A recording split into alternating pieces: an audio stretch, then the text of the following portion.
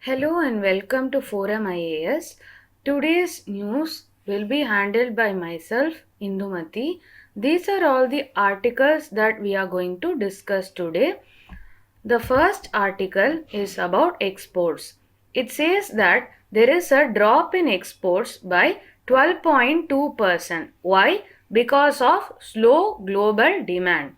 After the COVID pandemic, now there is a recessionary trend all over the world. As a result of this, there is a global demand slowing down. So, exports have dropped by 12.2%. And also, there is high base effect that is cited as a reason. We will see what is high base effect. Coming to the terms that are there in this article, we have something called as trade deficit. We have to study about high base effect and what is current account deficit, what is the difference between balance of trade and current account deficit. Coming to trade deficit is the gap between exports and imports. So whenever money is spent more on imports, then what will happen? We are buying more than we are selling. As a result of it, there is a trade deficit. Whenever there is a decrease in trade deficit, it is better for the economy. If there is an increase in trade deficit, which means we are buying more than we are selling, then it will lead to decrease in the GDP.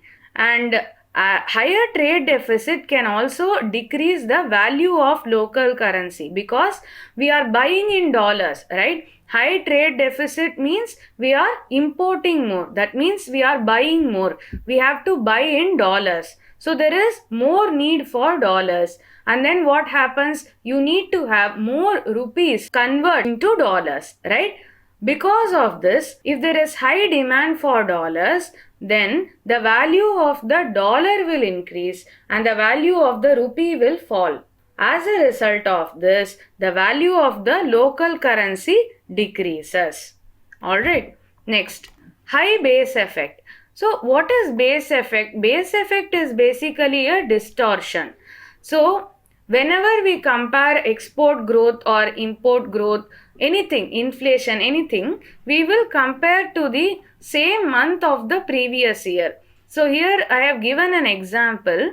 If you see in December 2021, the merchandise exports were $39.27 billion. And in December 2022, it was $34.48 billion. So here they are saying, if there is an abnormally high or low level in the figures of a year before. So if you compare it to December 2022, the figure of December 2021 is very much higher. So this is a high base effect. As a result of this, it is showing that the exports have dipped. But in actuality, might be the situation is improving. Okay, so this kind of dip is observed because of the previous year's figures. That is called as high base effect. So if there is an export dip, then it will lead to high current account deficit. Now what is current account deficit? So what is current account deficit means? It is the shortfall between the money received by selling products to other countries and the money spent to buy goods and services from other nations. So this definition, if there is a shortfall between money that is received by selling products, we sell products, that is we are exporting products and we get money for that. That money, if it is smaller than the amount that we spend to buy goods and services from other nations, then it is current account deficit. But what is the difference between trade deficit and current account deficit? See, balance of trade or trade deficit, it will measure only the gap in earnings and expenditure only for goods and services. Whereas current account deficit, as a name suggests, it will measure for the entire current account. You will get more clarity from this figure. This represents the current account. We have trade in goods, trade in services, and transfer payments.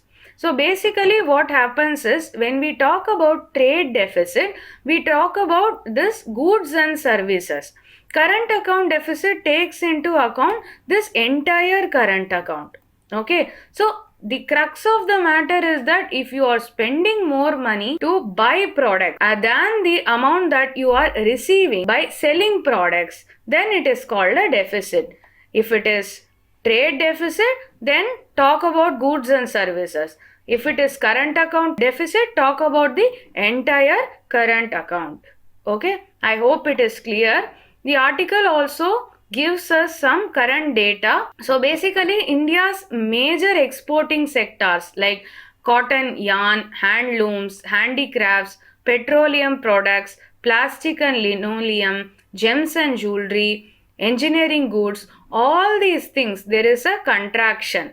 That is why there is a overall contraction in exports. Okay, so from this article, the main takeaway is about these definitions, that is trade deficit, current account deficit, then we saw about high base effect. Okay, so this is the takeaway from the article. Moving on to the next article, it is about ChatGPT. Does it pose an ethical dilemma? We have to see that. First, we have to learn what is ChatGPT. It is a AI chatbot. If you go to any bank's website, or if you are going to IRCTC website, there will be a chatbot. So it is not a person, it is a bot that is chatting with you. Similarly, this is a AI chatbot. But the difference between chatbot in these websites and this ChatGPT is that it is superior. It can do analytical stuff. The stuff that you see in normal banking websites, those chatbots are restricted to cover only a limited function. They'll tell about that bank's products. They'll tell how to open an FD. They are having a limited utility. But ChatGPT has a broader utility. It is much intelligent than those bots. And it is introduced by OpenAI. This is the developer of AI chatbot ChatGPT. So it is capable of answering questions across disciplines. And even it can also generate fixes for broken code. If you enter a code which is throwing out a bug, if there is an error, even ChatGPT is capable of correcting that code. So that powerful ChatGPT is. Now what is the concern? The concern is that people are using this to do nefarious activities. As with anything good, it can be manipulated to do bad things, right? See, ChatGPT inbuilt there is a programming to prevent it block obvious requests of writing phishing emails or code for hackers. So it has an inbuilt capacity to block such nefarious requests. But if you see non-amateur people, if it is an amateur coder, they can't get that output from ChatGPT.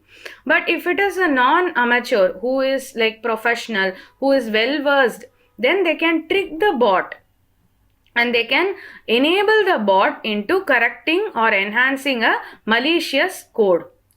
And even researchers tried to ask ChatGPT to draft phishing email.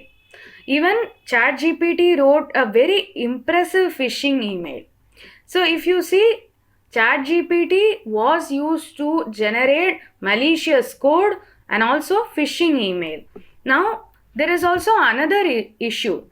People are using that to write their essays.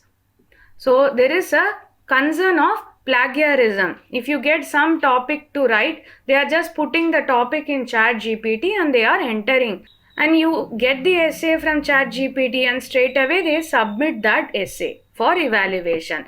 Now this is wrong because you are not really putting any effort. Now how to detect if this essay was written by a human or it is written by ChatGPT? So there is a difference between human writing style and the writing style of chat GPT. So basically this AI, it uses probability. It will detect which is the most probable word at a particular place and it will put that word in that essay. But human beings, they are not AI. They don't go by set of algorithm. They are very spontaneous. So there is a possibility of differentiating between genuine human writing and what chatbot wrote. But again, if you are writing for a professional essay, if you are writing a PhD report, if you are writing to submit in a journal or something, it is a formal essay, right? It will also require a AI-ish writing style. So in that case, what happens? It is difficult to detect whether that essay is plagiarized or not. So this is essentially copying, right? In universities, many universities give essay assignments to their students. They have to read certain pages and they have to come up with their thoughts, right? But this AI chatbot is being maliciously utilized for copying. What can possibly be done if you give them an essay about personal experiences or comparison between past and now? These things ChatGPT is incapable. It is not programmed that in that level of advancement. So the educators also need to have a look at how or what kind of assignments are they giving out. But then there is this ethical concern. This chat GPT is being used for malicious purposes to commit even financial fraud and by students also to do academic fraud. So now this is an emerging issue. We have to be aware of this. Okay, essentially in this article we saw what is chat GPT, how is it being misused, what can possibly be done. We saw all these things. Now moving on to the next article. About this, a couple of days back there was a remark by our Vice President Jagdeep Dhankar about this collegium system. Again, there is a new development, that is why I have put this article. So the news is that Law Minister has written to Chief Justice of India that there will be a nominee of Union government in the Supreme Court collegium and there will be a nominee of the state government in the High Court collegium. And he is also suggesting that there should be a search and evaluation committee, and this committee will have government representatives and they will suggest name to the collegium and collegium will find the best fit from those suggested names. So what is this collegium system? First we have to know that. So it is a system that is followed for appointment of judges. Supreme Court collegium consists of Chief Justice of India and 4 senior most Supreme Court judges. And the High Court collegium consists of the Chief Justice of that High Court and 2 senior most judges. So this collegium system, it is not codified in the Constitution. It is a result of several judgments of the Supreme Court, and now this collegium system is followed for appointment of judges in the Supreme Court as well as in the High Court. But what is the problem with this collegium system? It is the opacity. Now it is a closed door meeting, so nobody knows what actually goes through in a collegium. How do they arrive at the name that has to be sent to the government for appointment? All these things are very opaque. So government came up with the NJAC Act, that is the Constitution 99th Amendment Act, and via this constitutional amendment it establishes NJAC, and to give effect to that an NJAC Act was also passed in the Parliament. So this NJAC Act basically replaces the collegium system with a commission, that is the National Judicial Appointment Commission. So basically the aim of this act is to increase government's role in the appointment of judges. So NJAC has, when this act was passed, it was envisaged that NJAC will have the CJI, Chief Justice of India, as chairman, two senior most Supreme Court judges, Union Minister of Law and Justice, and two eminent persons from civil society. And one of these members from civil society would be nominated by a selection committee, and this committee consists of CJI, Prime Minister and leader of opposition. They would give out a name from civil society, and that person will form a part of this NJAC, and another member from the civil society must be from SC, ST, OBC or minority community or a woman. So this was the composition of NJAC that was envisaged. After the Supreme Court struck this down, these laws were repealed. So why the Supreme Court struck this down? It is because it is increasing the role of the government and it is going against the basic structure of independence of the judiciary. So after this NJAC judgment, what happened? The same constitution bench which struck down this NJAC act, they directed the central government to restructure the memorandum of procedure of collegium system. So there was some back and forth between the government and the Supreme Court, and that is why there is a latest controversy. So basically there was this judgment in 2021 which said that basically the law ministry has 18 weeks. So what happens is, when the High Court collegium, they decide the name, they will forward the name to the law ministry, and law ministry will do background check, and after that they will forward it to the Supreme Court. Okay, now in a judgment what Supreme Court said was, this gap between law ministry and Supreme Court should not be more than 18 weeks. Within 18 weeks of receiving name from the High Court, the law ministry should forward the names to Supreme Court for final approval. Now the government is not okay with this. That was also there in the letter written by law minister. And there was this Karnan case, that is, he was a judge of Calcutta High Court, but there was some misconduct from his part, and the court took suo motu cognizance of that. So the government is pointing out that, see, collegium only chose this person as a judge, but see his misconduct. So the government is saying this shows the failure of the collegium system to make a correct assessment of personality of people under the scanner for judgeship. They are saying the collegium is not able to properly identify suitable judges, and they are giving the example of this case. Okay, so there is this tussle going on between government and the court. We saw the background about it. What is NJAC? What is collegium? What is the current controversy? What can happen in the future is that Parliament can introduce a new law for judicial appointment. Again, that would come under judicial review.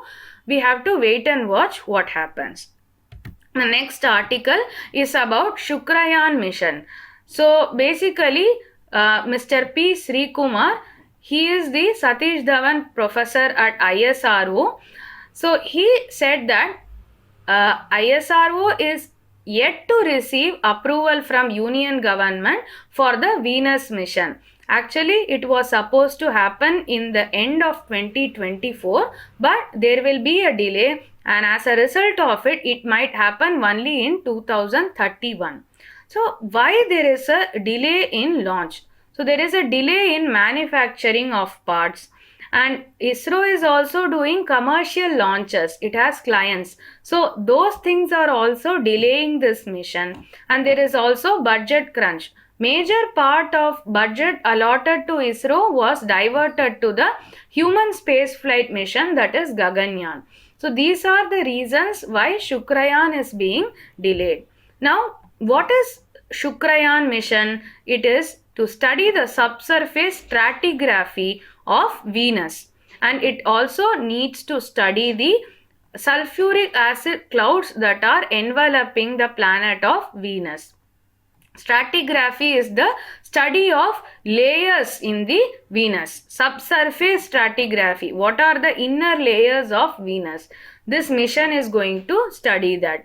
It will be launched using GSLV Mk2 and the payload would be a high resolution synthetic aperture radar and a ground penetrating radar. So this ground penetrating radar would be able to study the stratigraphy of Venus, and this aperture radar would be able to study the nature of the sulfuric acid clouds of Venus. So what are the challenges associated with the Venus mission? Basically, Venus is one of the hottest planet of the solar system. See, though Mercury is closest to the Sun, Venus is very hot because its atmosphere is composed of carbon dioxide. As we know, carbon dioxide is a greenhouse gas. It traps the heat. That is why Venus is the hottest planet. So its surface is hot enough to melt lead, and it has innumerable volcanoes also. And there is extreme surface air pressure. Whatever is the air pressure we experience in the surface of the Earth, the air pressure in the surface of Venus is 90 times higher than that. Earlier we did Mangalyaan, which was the Mars mission. But compare Mars and Venus. Venus has a very thick atmosphere. So just a visual imaging payload, this must be imaging, it's not imagining. So a visual imaging payload, it is not just enough. You need a ground penetrating radar because Venus has a very thick atmosphere, and these instruments have to pass through the Venusian atmosphere. Then only there can be a better understanding of Venus. Just an orbiter won't do. So these are all the challenges associated with the Venus mission. So the significance would be, there had never been a previous Venus mission, though there are some missions planned by European Space Agency, NASA as well as China. But so far there has not been a Venus exploration, especially of the subsurface. If we study Venus, there will be a better understanding of evolution of the planet. And this is an Earth-like planet, right? It is of similar size of Earth. And if we are studying, we'll also get better understanding about evolution of Earth also. And since Venus is a very hot planet with massive amount of carbon dioxide in atmosphere, so it provides a futuristic image of how climate change will pan out. That way also this mission is significant. So in this article we saw about Shukrayaan, what are the challenges associated with it and why it has been postponed. The last article is from the economics section. It is talking about an expected loss based model for provisioning by banks. So basically earlier the banks were following an incurred loss approach. Now before that I will explain what is provisioning. A bank lends to people and also to enterprises. That is a loan. Now people will repay the bank. So loan is a asset for the bank because it earns something for the bank, right? But there is a chance that this loan might not be repaid. That is why the banks need to have provisioning. They will set aside some money to cover for the loss that the bank might incur in case this loan is not repaid. In case this loan becomes a non-performing asset or a loss asset. So that is what is provisioning. Earlier there was incurred loss approach. So basically how much is the loss they will see, and according to that the banks will provision for the loss. But now RBI is telling that there would be a expected loss based model. We'll see what is this. Before seeing what is this expected loss based approach, we have to see what is the need for this change. So if we follow this model, they are saying that there will be more resilience of the banking system. Because see, I will explain what is this approach, then you will better understand. So there are financial assets. The loan that the bank gives out is a financial asset. So these assets are classified into three categories: stage 1, stage 2 and stage 3. So it will be recognized periodically. There will be review of this also. So stage 1, stage 2, stage 3 is based on the risk of that loan. How sure are we that this loan will get repaid? Based on that, there is classification of the asset of the bank into these three stages, and according to the risk they will provide provisioning. Okay, so you are foreseeing what might be the loss, and based on that we are classifying these assets, and based on this classification we are provisioning. So if you see, it will increase the resilience of the banking system. Rather than just counting based on the actual loss, we are foreseeing what might happen and we are provisioning based on that. So this will improve the resilience. So I already said, right, it's foreseeing. So it is a forward looking expected credit losses. Rather than actual losses, we are forward looking. So that is why this change is needed. So because of this, there will be excess provisions, because whenever we are foreseeing a loss, we tend to be very conservative. We tend to think that the loss will be much more, right? So we will think of it that way, and there will be more provisioning by the banks. Okay, so this might come in MCQ. What will be the impact of this new approach of provisioning? It is excess provisioning will be there. So I already explained that this part, that the assets are classified into three stages. So who will this apply to? It is applicable for all scheduled commercial banks excluding RRB, regional rural banks. So the banks can implement their own models. The basic framework would be given by the RBI, and the banks can design their own model. Okay, so in this article we learned what is provisioning and what was the approach that was followed before. Now what is the approach that has been changed, why it has been changed, and what is the benefit of this change, and who is it applicable to. That's it for today. Now we will discuss MCQ. So consider the statement.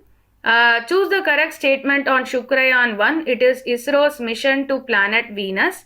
If conducted successfully, India will be the first country to have conducted a mission to Venus. So the answer for this is 1 only, A, because India would not probably be the first country, because we saw in the analysis that this mission has been postponed. There is mission by US and European Space Agency. US is doing a mission called Veritas. European Space Agency is doing a mission called Envision, and these two missions are planned for 2031, and China is also planning a Venus mission somewhere in 2026 or 27. So probably India might not be the first country. If we had stuck to the 2024 deadline, probably India would have been the first country, but not now. Okay, the next question is about collegium system. Which of the following is the correct role of Supreme Court collegium in the appointment and transfer of judges to the higher judiciary in India? C, appointing and transferring judges to the lower and higher judiciary, and D, none of the above. So the answer for this is B. So it takes care only of the higher judiciary.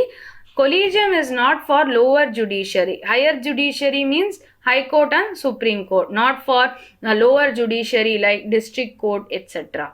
So that's it for today. Follow us on all these socials. Thank you. All the best. Jai Hind.